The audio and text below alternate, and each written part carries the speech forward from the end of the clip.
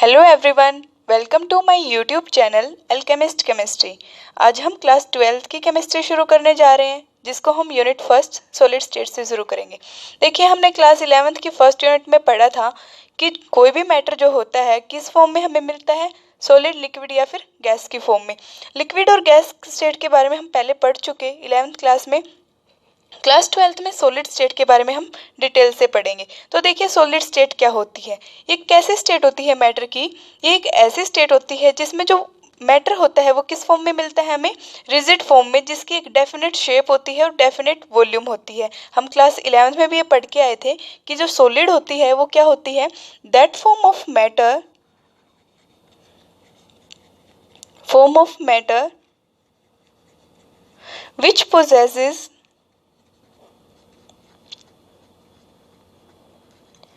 rigidity and have definite shape and volume। हर बच्चे को पता है कि सॉलिड वही होता है जिसकी डेफिनेट शेप होती है और डेफिनेट क्या होती है, वॉल्यूम होती है, उसको हम बोलते हैं सॉलिड। ठीक है, तो अब हमें ये पता होना चाहिए कि जो सब्सटेंसेस हैं वो हमें सॉलिड फॉर्म में क्यों मिलते हैं, क्या रीज़न है उनके पीछे कि वो सॉलिड स्टेट में हमें मिलते हैं। तो देखिए, सॉलिड होने के पीछे सबसे इंपॉर्टेंट रीजन होता है इंटरमोलिकुलर फोर्सेस। जो इनके बीच में जो कॉन्स्टिट्यूएंट पार्टिकल्स होते हैं उनके बीच में कैसा फोर्स प्रेजेंट है, उस पर डिपेंड करता है कि किसी भी मैटर की स्टेट कैसी होगी, सॉलिड होगी, लिक्विड होगी या फिर गैस होगी। देखिए, जो सॉलिड होते हैं उसमें जो फोर्स ऑफ अट्रैक्शन होता है, फोर्स ऑफ अट्रैक्शन, इसको हम FAO से डिनोट करेंगे, फोर्स ऑफ अट्रैक्शन, ये बहुत ही स्ट्रॉन्ग होता है सॉलिड्स में। स्ट्रॉन्ग फोर्स ऑफ अट्रैक्शन होने की वजह से जो कॉन्स्टिट्यूएंट पार्टिकल्स होते हैं, कॉन्स्टिट्यूएंट पार्टिकल्स क्या होते हैं, एटम्स, मॉलिक्यूल्स या आयंस, कुछ भी हो सकते हैं। जो कॉन्स्टिट्यूएंट पार्टिकल्स होते हैं वो क्या होते हैं, क्लोजली पैक्ड होते हैं। क्यों होते हैं क्लोजली पैक्ड, क्योंकि जो इनके अंदर फोर्स है, इन जो पार्टिकल्स के अंदर जो फोर्स है, ऐसे ऐसे पार्टिकल्स जुड़े होते हैं, ये जो पार्टिकल्स हैं इनके अंदर जो फोर्स है वो काफ़ी स्ट्रॉन्ग है, फोर्स ऑफ अट्रैक्शन। और सेकेंड जो रीज़न है वो होता है थर्मल एनर्जी। थर्मल एनर्जी, अब बात आती है कि थर्मल एनर्जी क्या होती है। देखिए, जो कॉन्स्टिट्यूएंट पार्टिकल्स हैं उनके अंदर जो एनर्जी है जिसकी वजह से वो एक दूसरे के क्लोजली पैक्ड हैं या एक दूसरे से थोड़े से दूर हैं किसी भी स्टेट में, वो किस पे डिपेंड करते हैं, थर्मल एनर्जी। जो ये पार्टिकल्स होते हैं इनके अंदर क्या होती है, थर्मल एनर्जी होती है। और ये थर्मल एनर्जी किस पे डिपेंड करती है, टेम्परेचर पे, जो कि नाम से पता चल रहा है थर्मल। जो थर्मल एनर्जी होती है वो टेम्परेचर पे डिपेंड करती है। अगर हमारा टेम्परेचर कम है, लो टेम्परेचर है, तो थर्मल एनर्जी भी क्या होगी, वो भी क्या होगी, लो। लेकिन जो फोर्स ऑफ अट्रैक्शन है वो स्ट्रॉन्ग होने की वजह से जो पार्टिकल्स हैं वो काफ़ी क्लोजली पैक्ड होंगे, इसलिए वो किस फॉर्म में एग्जिस्ट करेंगे, सॉलिड स्टेट में। क्योंकि अगर हम कंपेयर करें थर्मल एनर्जी और इंटरमोलिकुलर फोर्स, मतलब फोर्स ऑफ अट्रैक्शन, तो ज़्यादा इफेक्ट किसका पड़ता है, फोर्स ऑफ अट्रैक्शन का। क्लियर है, तो ये जो इफेक्ट पड़ता है इंटरमोलिकुलर फोर्स और थर्मल एनर्जी का। अगर इसके अपोजिट हम बात करें, थर्मल एनर्जी अगर ज़्यादा हो, ज़्यादा कब होगी, जब टेम्परेचर ज़्यादा होगा। जब टेम्परेचर हाई होगा तो एनर्जी भी ज़्यादा होगी, और एनर्जी ज़्यादा होगी तो क्या करेंगे, जो ये मॉलिक्यूल्स हैं ये थोड़े से एक दूसरे से दूर हो जाएंगे और वो मूव करने लग जाएंगे, वो होता है हमारा लिक्विड स्टेट में। लेकिन ऐसा नहीं है, क्योंकि ये बहुत ही क्लोजली पैक्ड है, क्योंकि फोर्स ऑफ अट्रैक्शन बहुत स्ट्रॉन्ग है। तो क्या होता है, जो ये पार्टिकल्स हैं ये मूव नहीं कर सकते, इमूवेबल है, और इसी वजह से ये क्या करते हैं, इनकी मीन पोजीशन पे ओसिलेट करते हैं। उनमें सिर्फ वाइब्रेटरी मोशन हो सकता है, ओसिलेट एट मीन पोजीशन। ठीक है, तो यहाँ से क्वेश्चन उठ सकता है कि जो सॉलिड पार्टिकल्स होते हैं वो मूव क्यों नहीं कर सकते, वो ओसिलेट क्यों करते हैं, क्योंकि उनके अंदर इंटरमोलिकुलर फोर्स ज़्यादा होता है, उनके बीच में डिस्टेंस काफ़ी कम होता है, इस वजह से वो सिर्फ ओसिलेट कर सकते हैं उनकी मेन पोजीशन पे, वो मूव नहीं कर सकते। जैसे लिक्विड और गैस के जो पार्टिकल्स होते हैं, कॉन्स्टिट्यूएंट पार्टिकल्स होते हैं, वो क्या कर सकते हैं, मूव कर सकते हैं, इधर उधर जा सकते हैं, फ्यूजन हो सकता है, लेकिन सॉलिड्स में ऐसा नहीं है। ठीक है, तो ये वजह होती है कि सॉलिड स्टेट में हमें कोई भी सब्सटेंस क्यों मिलता है, क्योंकि उसका इंटरमोलिकुलर फोर्स ज़्यादा होता है, स्ट्रॉन्ग होता है, और थर्मल एनर्जी कम होती है। ठीक है, कम होती है, इस वजह से हमें क्या होता है, सॉलिड स्टेट में मिलते हैं। नेक्स्ट देखिए, अब बात आती है प्रॉपर्टीज, सॉलिड्स की प्रॉपर्टीज क्या होती हैं। देखिए, क्लास 8 से हम पढ़ते आते हैं कि जो सॉलिड्स होते हैं वो क्या होते हैं, फिक्स, उनकी वॉल्यूम होती है डेफिनेट, और डेफिनेट क्या होता है, शेप होती है, definite shape and definite volume, ये तो सबको पता होता है। ठीक है, तो इससे नेक्स्ट हम पढ़ेंगे इसकी कुछ प्रॉपर्टीज। जैसा कि हम सब जानते हैं डेफिनेट शेप, डेफिनेट वॉल्यूम और डेफिनेट उनका साइज होता है, ज्योमेट्री होती है। ये क्यों होता है? क्योंकि जो इनके बीच में इंटरमोलिकुलर डिस्टेंस होता है पार्टिकल्स के बीच में वो बहुत कम होता है। तो सेकंड प्रॉपर्टी क्या है कि इंटरमोलिकुलर डिस्टेंस किसके बीच में? Constituent particles, between constituent particles के बीच में जो इंटरमोलिकुलर डिस्टेंस होता है इज वेरी स्मॉल, वो काफ़ी कम होता है। ये भी इसकी क्या है? एक प्रॉपर्टी है सॉलिड की। थर्ड है जो कॉन्स्टिट्यूएंट पार्टिकल्स होते हैं वो क्या होते हैं? फिक्स पोजीशन पे होते हैं। Constituent particles have fix position. इसका मतलब क्या है कि वो सिर्फ ऑसिलेट कर सकते हैं मीन पोजीशन पे, oscillate only at mean position.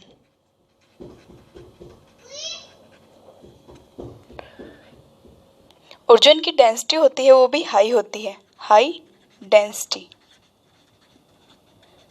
Next है जो कंप्रेसिबिलिटी फैक्टर होता है। देखिए हम कोई भी मेटल लेते हैं सॉलिड स्टेट में, कोई भी मेटल लेते हैं तो उसको हम कंप्रेस नहीं कर सकते बिल्कुल भी। तो जो इसकी कंप्रेसिबिलिटी होती है वो बिल्कुल लो होती है, लो कंप्रेसिबिलिटी। क्लियर है? नेक्स्ट है फ्लेक्सिबिलिटी, कि जब हम भी कोई भी मेटल लेते हैं जब उसको हम मोड़ते हैं तो बहुत ही मुश्किल से हम उसको मोड़ पाते हैं। तो जो फ्लेक्सिबिलिटी होती है वो भी काफ़ी लो होती है। तो लो फ्लेक्सिबिलिटी भी इसकी एक प्रॉपर्टी है, किसकी? सॉलिड्स की। नेक्स्ट आता है melting point and boiling point. जब भी हम किसी जैसे आयरन बार को मेल्ट करते हैं तो काफ़ी ज़्यादा टेम्परेचर हमें देना पड़ता है।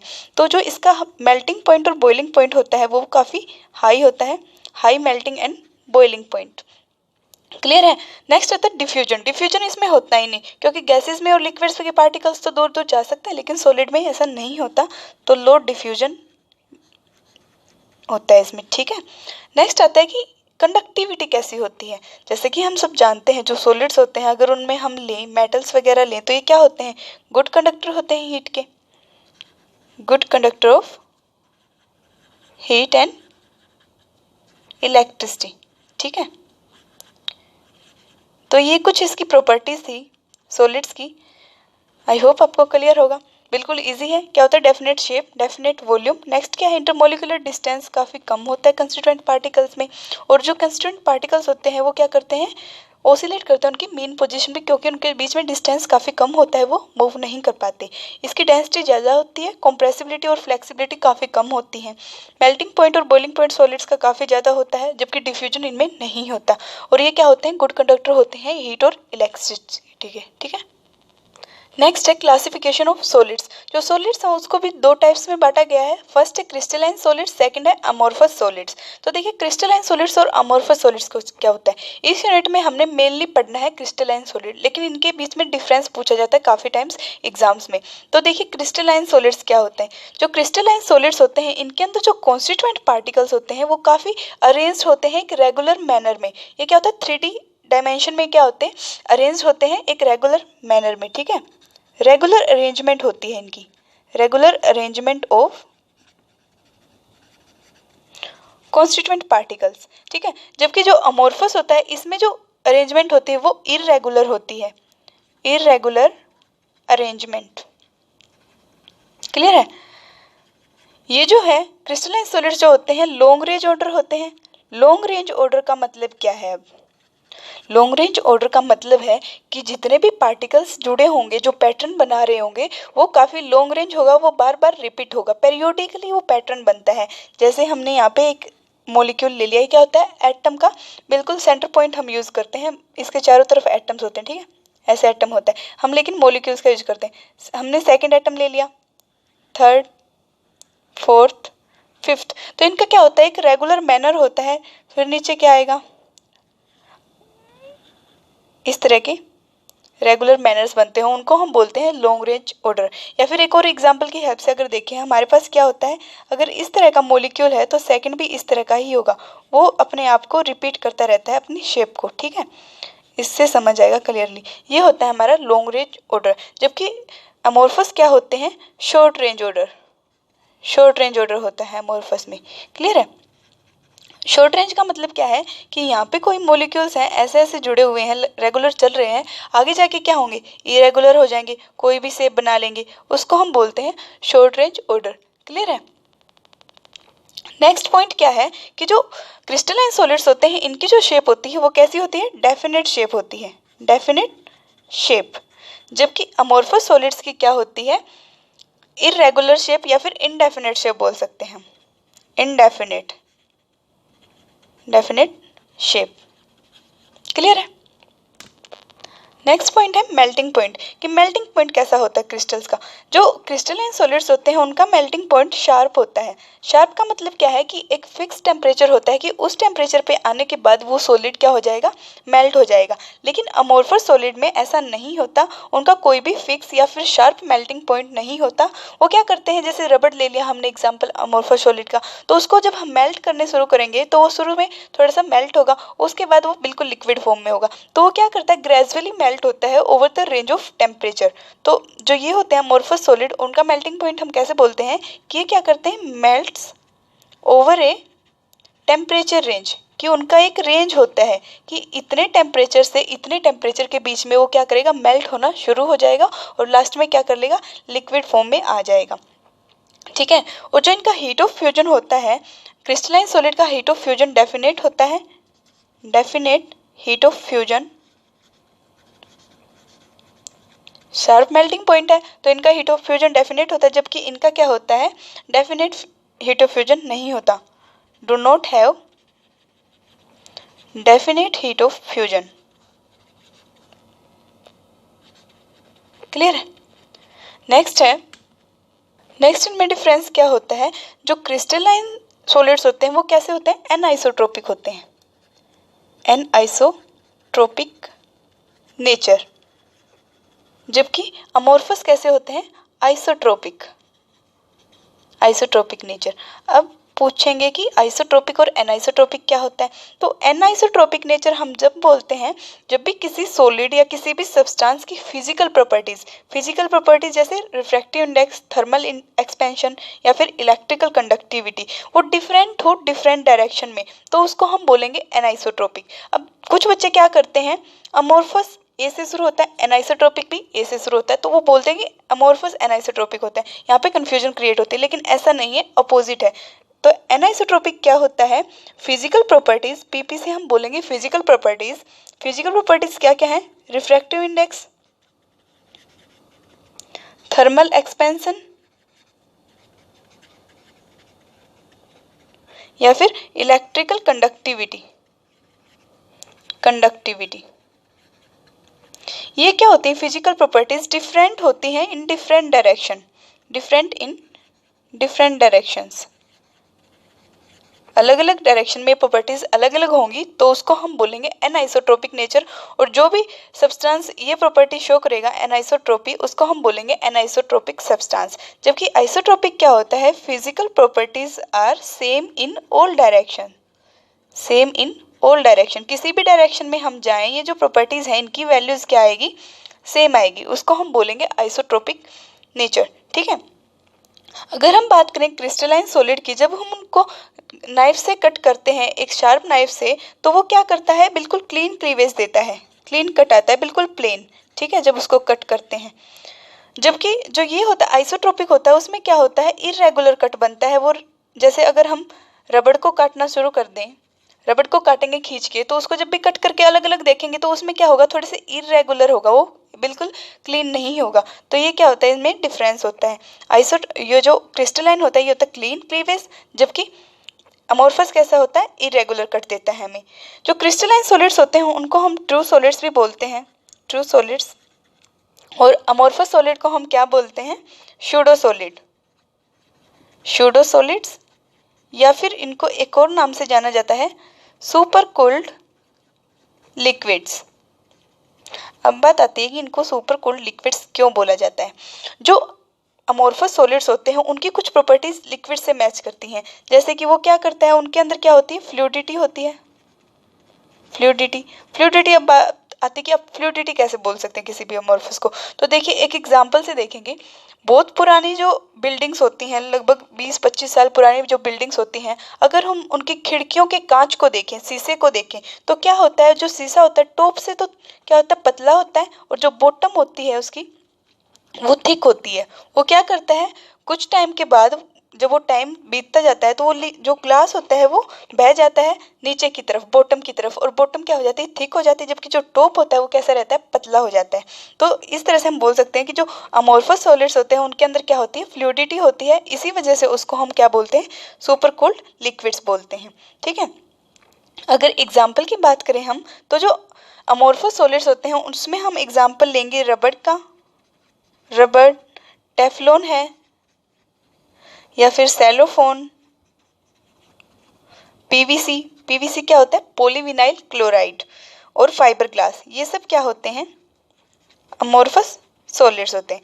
जबकि अगर क्रिस्टलाइन सॉलिड्स की बात हम करें तो क्या होता है, benzoic acids, urea, potassium nitrate, copper, ये सब क्या होते हैं, क्रिस्टलाइन सॉलिड्स होते हैं। तो ये जो होता है डिफरेंस होता है क्रिस्टलाइन सॉलिड और अमोर्फस सॉलिड के बीच में। बहुत बार इनके डिफरेंस पूछ लिए जाते हैं या फिर कई बार सीधा पूछ लिया जाता है कि अमोर्फस सॉलिड्स क्या होते हैं, तो हमें ये सारे पॉइंट्स डिफाइन करने होते हैं, बताने होते हैं। अब बात आती है कि क्या क्रिस्टलाइन से भी अमोर्फस हम बना सकते हैं, क्रिस्टलाइन सब्सटेंस को हम अमोर्फस पे कैसे चेंज कर सकते हैं।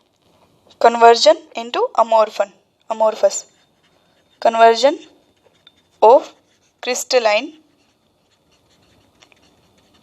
इनटू अमोर्फस, कैसे हम किसी भी क्रिस्टलाइन सॉलिड को अमोर्फस सॉलिड में चेंज कर सकते हैं। तो ये चेंज होता है जब भी हम किसी मटेरियल को रैपिडली उसको मेल्ट करते रहें और कूल करते रहें। क्या करते रहें, हमने पहले किसी भी सब्सटेंस को मेल्ट कर दिया, फिर उसको हमने क्या कर दिया, कूल कर दिया। जब इसको हम बार बार करते हैं तो हम किसी भी सब्सटेंस को क्रिस्टलाइन से अमोर्फस में चेंज कर सकते हैं। या फिर एक और मेथड होता है कि किसी भी सब्सटेंस के हमने क्या ले लिए, वेपर्स ले लिए, और उनको हम फ्रीज कर दें। ठीक है, फिर से हमने उसके क्या करें, वेपर्स बनाए, फिर से हमने उनको फ्रीज कर दिया। ऐसा बार बार करने से हम क्रिस्टलाइन को अमोर्फस में चेंज कर सकते हैं। ठीक है, इसका एक सिंपल एग्जांपल होता है सिलिका। ठीक है, सिलिका का एग्जांपल क्या फॉर्मूला क्या होता है, सिलिकॉन डाइऑक्साइड, ये फॉर्मूला होता है सिलिका को। इसमें क्या होता है, जो सिलिका होता है इसमें रेगुलर अरेंजमेंट होती है सिलिकॉन टेट्राऑक्साइड की। ये जो मॉलिक्यूल्स हैं ये लिंक्ड होते हैं एक दूसरे के साथ इन रेगुलर मैनर। ठीक है, उसको हम बोलते हैं सिलिका।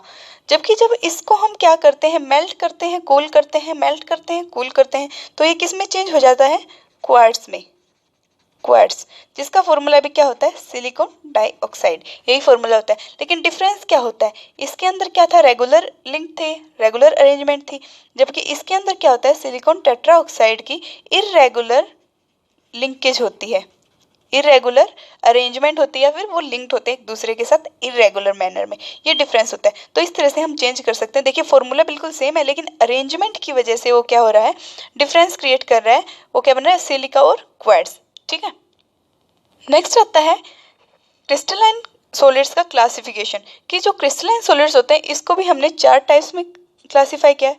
फर्स्ट है ionic solids, ionic solids. Second molecular solid, क्योंकि हम बता चुके कि सबसे ज़्यादा हम क्या पढ़ेंगे, क्रिस्टलाइन के बारे में पढ़ेंगे इस यूनिट में। नेक्स्ट है कोवेलेंट, कोवेलेंट सॉलिड्स। लास्ट है मेटेलिक सॉलिड।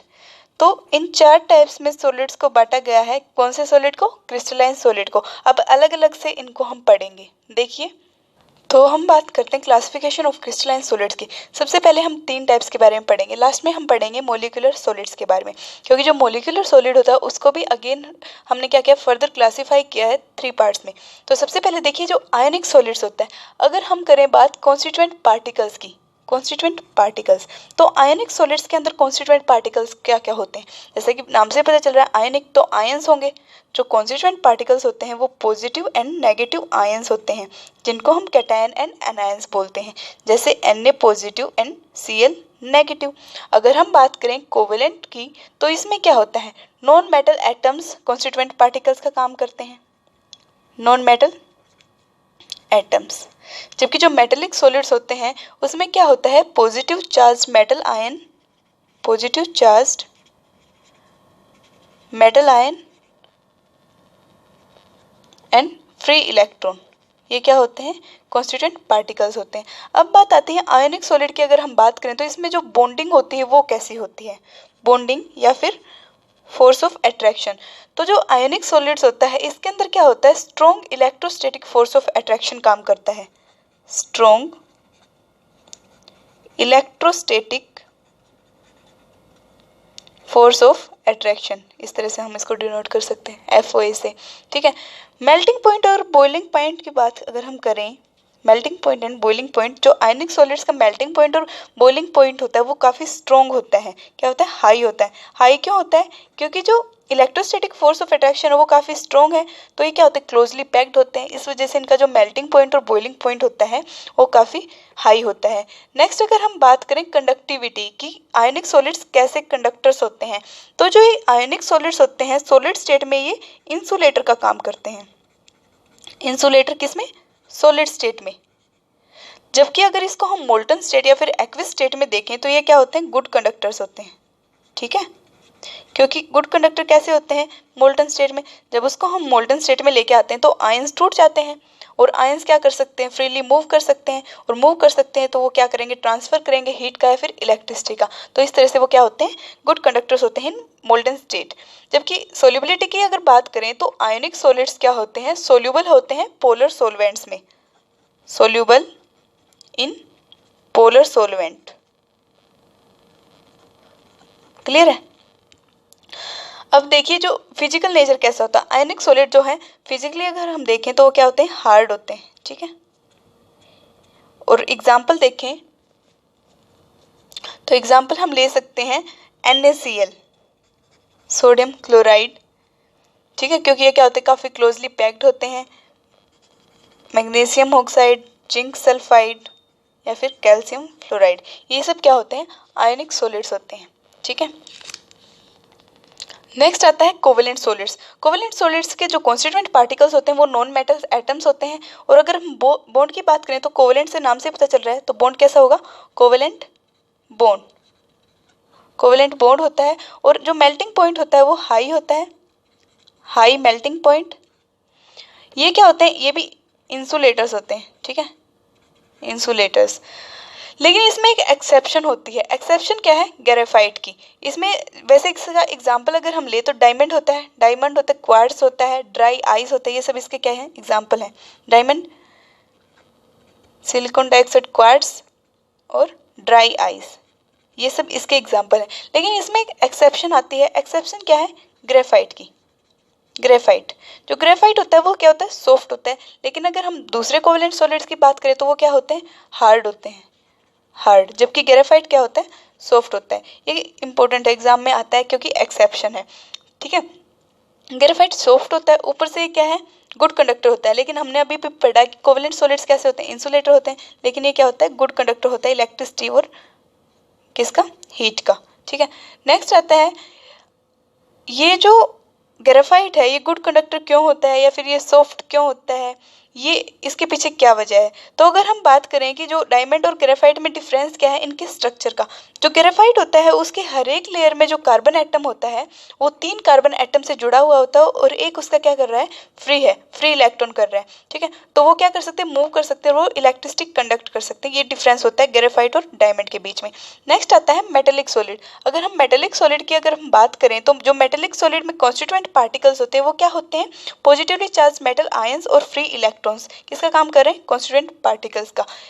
क्योंकि ये जो फ्री इलेक्ट्रॉन्स है ये कहाँ से आए, ये जो मेटल एटम्स होते हैं वो प्रोड्यूस करते हैं फ्री इलेक्ट्रॉन्स को। क्योंकि जो मेटल एटम्स होते हैं उनकी लो आयोनाइजेशन एनर्जी होती है। आयोनाइजेशन एनर्जी लो होने की वजह से वो क्या कर सकते हैं, अपने वैलेंस इलेक्ट्रॉन्स को ईजिली डोनेट कर सकते हैं। और इस वजह से जैसे जैसे वो इलेक्ट्रॉन्स को डोनेट करते हैं, रिलीज करते हैं, वहाँ पे क्या हो जाता है, पॉजिटिव होल क्रिएट हो जाता है। इस वजह से जो कॉन्स्टिट्यूएंट पार्टिकल्स होते हैं वो क्या होते हैं, पॉजिटिव चार्ज मेटल आयन और फिर फ्री इलेक्ट्रॉन्स। ठीक है, अगर हम बात करें बॉन्ड की तो बॉन्ड होता है इसके अंदर मेटेलिक बॉन्ड।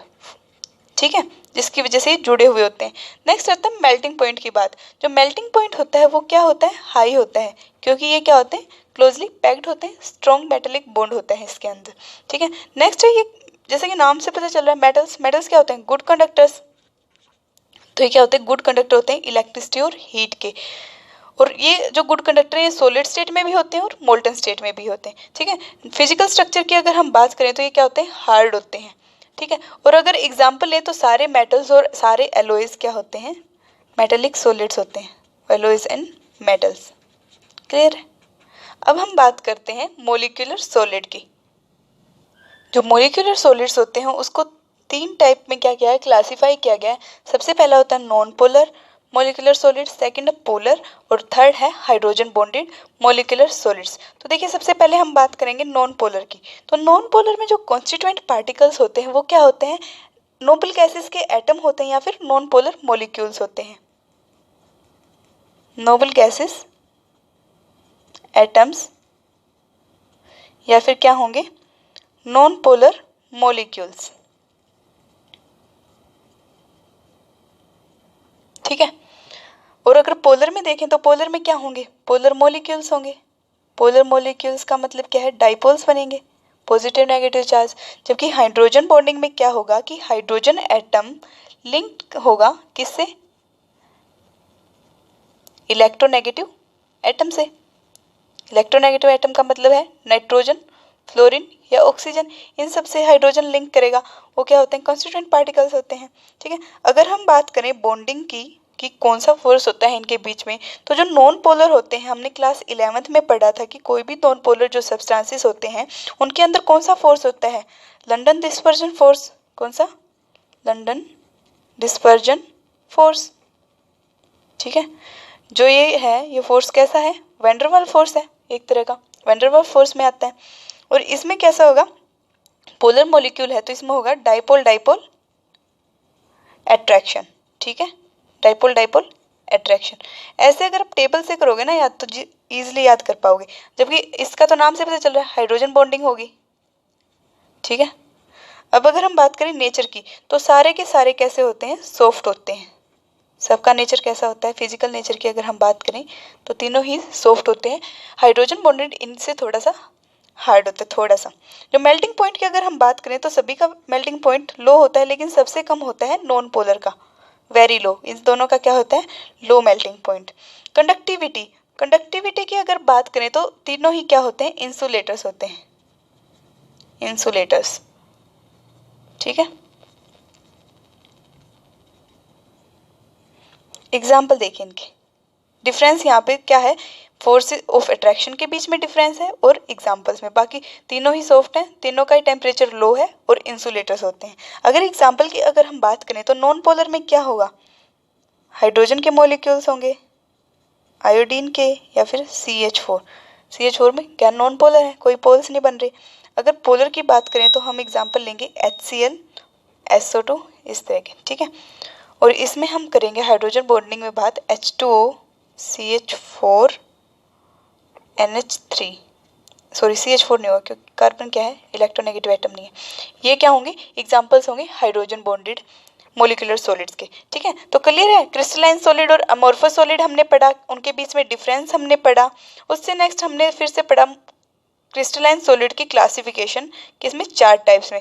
उससे नेक्स्ट फोर्थ टाइप जो मोलिकुलर सॉलिड है उसकी हमने क्लासिफिकेशन पढ़ी। अब जो हमने पढ़ा है उसको सम अप करने के लिए हम कुछ क्वेश्चंस देखेंगे, कुछ क्वेश्चंस ट्राई करेंगे। ठीक है। देखिए फर्स्ट क्वेश्चन क्या बोलता है, why are amorphous solids to be considered as supercooled liquids. हमें बताना है कि ये सुपरकूल्ड लिक्विड्स क्यों बोले जाते हैं। तो अभी अभी हम पढ़ के आए हैं क्योंकि इनके अंदर लिक्विड जैसी क्या होती है, प्रॉपर्टीज होती हैं। वो प्रॉपर्टीज क्या क्या होती हैं, पहला तो क्या शो करते हैं, फ्लूइडिटी शो करते हैं। ठीक है। नेक्स्ट क्या है, ये आइसोट्रोपिक होते हैं। क्या होते हैं, आइसोट्रोपिक। आइसोट्रोपिक नेचर होता है अमोर्फस सॉलिड्स का। आइसोट्रोपिक का मतलब क्या होता है कि जो फिजिकल प्रॉपर्टीज होती हैं वो सेम होती हैं सभी डायरेक्शन में। लिक्विड और गैसेस में भी ऐसा होता है, उनकी भी फिजिकल प्रॉपर्टीज क्या करती हैं, सेम रहती हैं सभी डायरेक्शन में। तो इन दोनों प्रॉपर्टीज के होने की वजह से ये क्या होते हैं, सुपरकूल्ड लिक्विड्स कहलाते हैं। ठीक है, क्लियर है। सेकंड क्वेश्चन है, why urea has sharp melting point but glass does not. तो देखिए आप खुद देखिए, यूरिया क्या है, क्रिस्टलाइन सॉलिड, क्रिस्टलाइन सॉलिड। और अगर हम बात करें ग्लास की तो ग्लास क्या है, अमोर्फस सॉलिड। तो पता चल गया ना, क्रिस्टलाइन सॉलिड का मेल्टिंग पॉइंट कैसा होता है, शार्प होता है। जबकि जो अमोर्फस सॉलिड होता है उनका क्या होता है, एक रेंज में होता है मेल्टिंग पॉइंट, क्या होता है, ओवर ए रेंज, मेल्ट्स ओवर ए रेंज, हम पढ़ के आए, ठीक है। ये इस वजह से क्या होता है, जो यूरिया होता है उसका मेल्टिंग पॉइंट शार्प होता है क्योंकि वो क्रिस्टलाइन सॉलिड है, जबकि जो ग्लास है वो क्या है, अमोर्फस सॉलिड। नेक्स्ट क्वेश्चन क्या बोलता है, how do the structure of quartz and quartz glass differ from each other. Quartz and quartz glass जो हम पढ़ के आए, सिलिका एंड क्वार्ट्ज। देखिए जो क्वार्ट्ज होता है वो क्या होता है, सिलिका डाइऑक्साइड, सिलिकॉन डाइऑक्साइड, ये फॉर्मूला था। क्वार्ट्ज ग्लास का भी ये होता है। लेकिन हमने डिफरेंस क्या पढ़ा था कि जो क्वार्ट्ज होता है या फिर क्वार्ट्ज ग्लास होता है, इनमें अरेंजमेंट का डिफरेंस होता है। एक में तो रेगुलरली अरेंज होते हैं और एक में इरेगुलर अरेंजमेंट होती है, इसी वजह से इनका स्ट्रक्चर क्या होता है, डिफरेंट होता है। क्लियर है। नेक्स्ट क्वेश्चन है, why is window glass of old buildings thick at bottom. ये भी हम पढ़ के आए हैं कि जब भी हम पुरानी बिल्डिंग्स के ग्लास को देखते हैं, खिड़की ग्लास को, तो वो क्या होता है, नीचे से मोटा होता है और ऊपर से पतला होता है, क्योंकि वो क्या होते हैं, अमोर्फस सॉलिड्स होते हैं, सुपर कोल्ड होते हैं। वो क्या करते हैं, विस्कोसिटी शो करते हैं और बह जाते हैं बहुत ज़्यादा टाइम के बाद, और थोड़ा सा क्रिस्टलाइन नेचर दिखाने लगते हैं। इस वजह से वो क्या होते हैं, नीचे से मोटे होते हैं और ऊपर से पतले होते हैं। क्लियर है। नेक्स्ट क्वेश्चन आता है कि हमें एग्जाम्पल देने हैं अमोर्फस सॉलिड के। तो हमने अभी भी पढ़ के आए अमोर्फस सॉलिड्स क्या होते हैं, उनके एग्जांपल्स क्या लेंगे। तो इसके एग्जांपल्स में अगर हम लें तो रबड़ होता है, पीवीसी होता है, पॉलीविनाइल क्लोराइड, टेफ्लॉन, ये सब क्या होते हैं, अमोर्फस सॉलिड्स होते हैं। ठीक है, क्लियर है। या फिर हम ले सकते हैं सेलोफोन, ऐसे हम बहुत सारे एग्जाम्पल्स दे सकते हैं अमोर्फस सॉलिड्स के। तो इस तरह के क्वेश्चंस बनते हैं, कंपलसरी क्वेश्चंस भी बन सकते हैं ये, और 2 मार्क्स में, 1 मार्क्स में ऐसे क्वेश्चंस बनते हैं। ठीक है। अब नेक्स्ट आता है, how can a material be made amorphous, कि किसी भी मटेरियल को हम अमोर्फस कैसे बना सकते हैं। तो ये भी हमने पढ़ा है कि किसी भी क्रिस्टलाइन से हम अमोर्फस कैसे बना सकते हैं। उसको क्या करेंगे, मेल्ट करेंगे, उसके बाद फ्रीज करेंगे या फिर कूल करेंगे, या वेपर से क्या करेंगे, वेपर को बार बार फ्रीज करेंगे, फिर से उसको वेपर बनाएंगे, फिर उसको फ्रीज करेंगे। जब रैपिडली हम इस कंडीशन को रिपीट करते हैं, बार बार उसको मेल्ट करते हैं, फिर कूल करते हैं, मेल्ट करते हैं और कूल करते हैं, तो हम उसको क्या कर देते हैं, अमोर्फस में कन्वर्ट कर सकते हैं। अब हमें नेक्स्ट क्वेश्चन में बताना है, out of the given compounds classify into metallic, molecular and covalent crystals. तो हमें बताना है कि कैसे कैसे इनका मेटेलिक सॉलिड कौन है, मोलिकुलर सॉलिड कौन है, कोवेलेंट सॉलिड कौन सा है। ठीक है। तो देखिए अगर हम बात करें ब्रोंज की, तो ब्रोंज क्या है, मेटल है, तो ये क्या होगा, मेटेलिक। ठीक है। अब बात आती है ड्राई आइस की। तो ड्राई आइस अभी अभी हम पढ़ के आए हैं टेबल की हेल्प से। तो ड्राई आइस किस में आता है, कोवेलेंट सॉलिड में ड्राई आइस आता है। कोवेलेंट सॉलिड के क्या क्या एग्जांपल थे, ग्रेफाइट था, डायमंड था, ड्राई आइस था, यही तो थे। तो ये क्या होगा, कोवेलेंट। नेक्स्ट डायमंड, अभी अभी मैंने बताया कि ड्राई आइस को और डायमंड किस में आते हैं, कोवेलेंट में, तो ये भी क्या है, कोवेलेंट। अब बात आती है HCl की। HCl हमने क्या पढ़ा था, HCl देखिए क्या है, डाइपोलर है।